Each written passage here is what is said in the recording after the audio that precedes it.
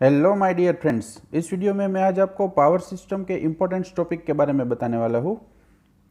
इससे पहले भी दोस्तों हमने पार्ट 1 और पार्ट 2 पावर सिस्टम के लिए बनाए हैं और आज पावर सिस्टम के जो टॉपिक्स है उस टॉपिक में आज मैं आपको टेरिफ के बारे में बताने वाला हूँ। जो टेरिफ है उसके डिफरेंट टाइप्स होते हैं, डिफरेंट टाइप्स के ऑब्जेक्टिव टाइप के किस तरह से क्वेश्चन आंसर पूछे जा सकते हैं वो बताऊँगा। साथ में दोस्तों जो ये पावर सिस्टम टॉपिक्स है वो कोई भी इलेक्ट्रिकल की कॉम्पिटिटिव एग्ज़ाम होगी उसके लिए काफ़ी इंपॉर्टेंस रहने वाला है। जैसे कि अभी अभी जेडको में पीजीवीसीएल और जीएससीसीएल में जूनियर इंजीनियर की रिक्रूटमेंट है और जीएससीसीएल में पावर प्लांट अटेंडेंट की भी रिक्रूटमेंट है, उसके लिए ये टॉपिक्स काफ़ी इंपॉर्टेंस रहने वाला है। तो दोस्तों हम टेरिफ के मोस्ट इंपॉर्टेंट एमसीक्यू स्टार्ट करने से पहले अगर आपने हमारी चैनल को सब्सक्राइब नहीं किया है तो सब्सक्राइब बटन पर जाके क्लिक करिए और सब्सक्राइब कर दीजिए और बेल आइकन पर ही क्लिक करिए ताकि आने वाले वीडियो की नोटिफिकेशन आपको जल्द से जल्द मिल सके। तो चलिए दोस्तों अब हम फर्स्ट एमसीक्यू से देखते हैं। यहाँ पे जो हमारा फर्स्ट एमसीक्यू है, व्हाट इज़ टेरिफ? टेरिफ क्या है? टेरिफ हमें पता होना चाहिए कि टेरिफ है क्या। जो कंज्यूमर और इलेक्ट्रिसिटी सप्लायर होती है उसके लिए यूज़ होता है। तो यहाँ पे आपके सामने चार ऑप्शन है। The rate at which electrical energy is produce in the part, B है the rate at which electrical energy is supply to the consumer, मैंने अभी बोला था ना कंज्यूमर और सप्लायर, सी है both A and B and D none of the above. तो यहाँ पे जो हमारा आंसर होगा वो हमें बी मिलेगा, the rate at which electrical energy is supplied to the consumer. Supplier जो कंज्यूमर को इलेक्ट्रिसिटी देता है उसका जो रेट होता है उसे हम टेरिफ बोलते हैं।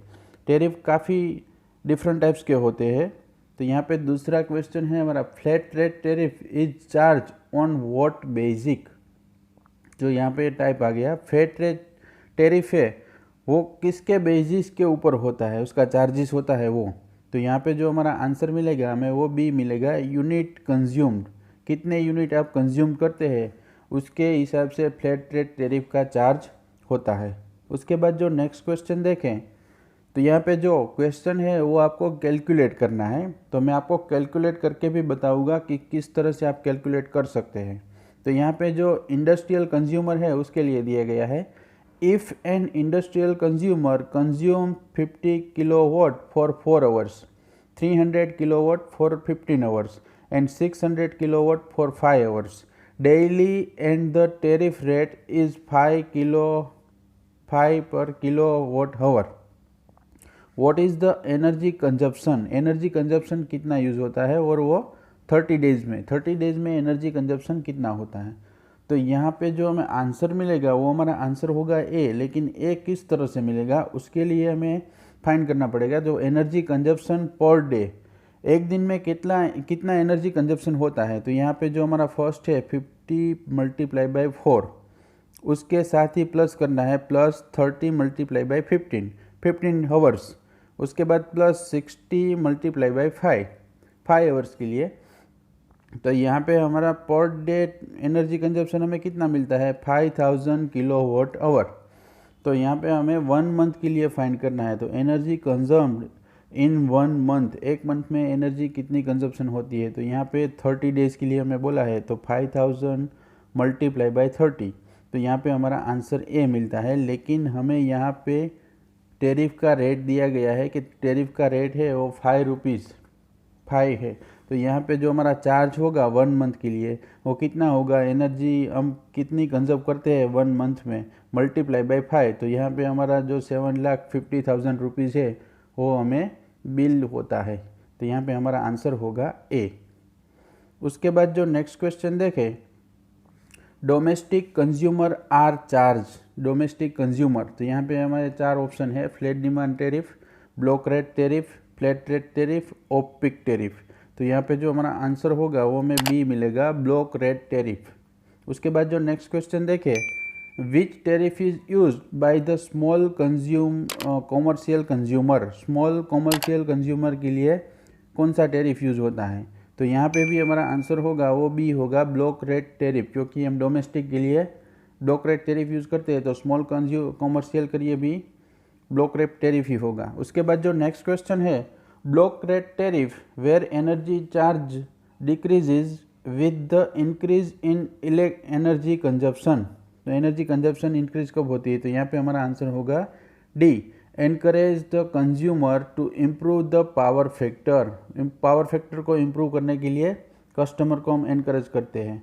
उसके बाद जो नेक्स्ट क्वेश्चन है, what is the difference between two part tariff and maximum demand tariff.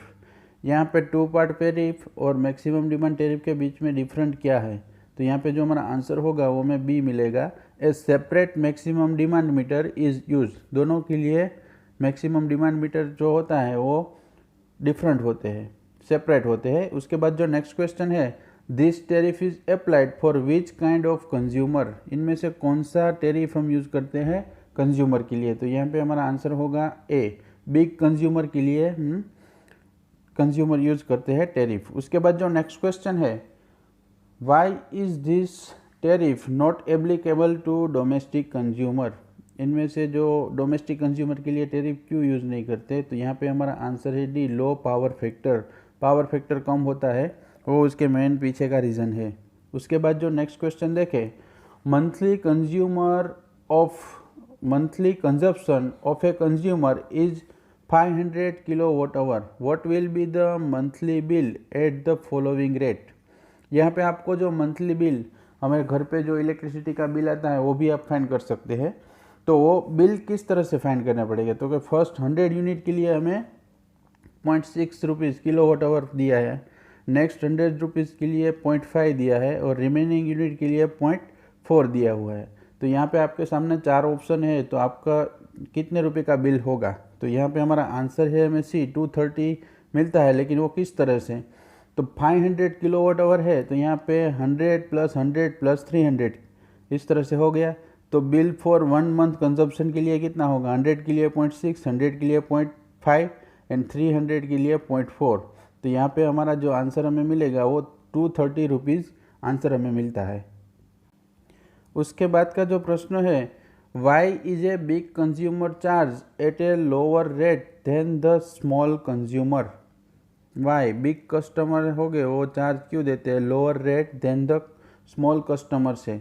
तो यहाँ पे जो हमें आंसर मिलेगा वो बी मिलेगा, it improve the load factor. Load factor को इम्प्रूव करते हैं। उसके बाद जो नेक्स्ट क्वेश्चन है, what is the power factor tariff. Power factor tariff क्या है? तो यहाँ पे हमारा आंसर होगा C, it consider only power factor. Only power factor को ही कंसिडर करता है, जिसे हम पावर फैक्टर टेरिफ कहते हैं। उसके बाद जो नेक्स्ट क्वेश्चन है, what is consequence of low power factor. Low power factor के लिए तो यहाँ पे हमारा आंसर है C, both A and B increase the rating of station equipments only and only line loss increases. दोनों इसमें इंक्लूड होते हैं। उसके बाद जो नेक्स्ट क्वेश्चन देखें, a consumer having lower power factor contributes towards which factor. इनमें से कौन सा फैक्टर इफेक्ट होता है? तो यहाँ पे हमारा आंसर है बी, फिक्स चार्ज होते हैं वो कंज्यूमर के लिए लोअर फैक्टर के लिए कंट्रीब्यूट होते हैं। उसके बाद जो नेक्स्ट क्वेश्चन देखें, which tariff is also known as the average power factor tariff. इनमें से कौन सा पावर फैक्टर है वो एवरेज पावर फैक्टर टेरिफ से जाना जाता है? तो यहाँ पे हमारा आंसर है ए, स्लाइडिंग स्केल टेरिफ है, उसे हम एवरेज पावर फैक्टर टेरिफ भी कहते हैं।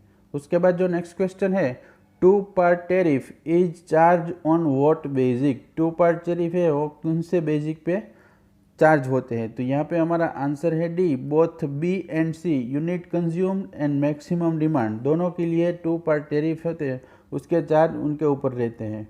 उसके बाद जो नेक्स्ट क्वेश्चन है, fix charge is dependent on what factor. Fix charge किस फैक्टर के ऊपर डिपेंड रहता है?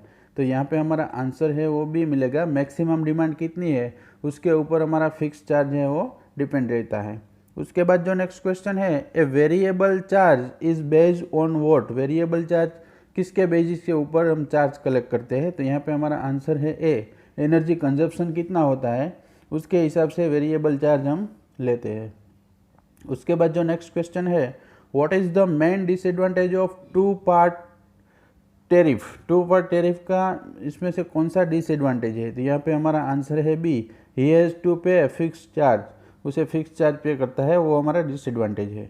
उसके बाद जो नेक्स्ट क्वेश्चन है, what all are include in the 3 part tariff, इनमें से 3 पार्ट टैरिफ में कौन इंक्लूड होते हैं। तो यहाँ पे जो हमारा आंसर होगा हमें ए मिलेगा। 1 2 3 ये तीनों हमारे हो गए, फिक्स चार्ज हो गए, रनिंग चार्ज होगा और सेमी फिक्स चार्ज, तीनों 3 पार्ट टैरिफ में इंक्लूड होते हैं। उसके बाद का जो नेक्स्ट क्वेश्चन है, the most ideal tariff for the consumer in which tariff, इनमें से आइडियल टैरिफ कंज्यूमर के लिए कौन सा है।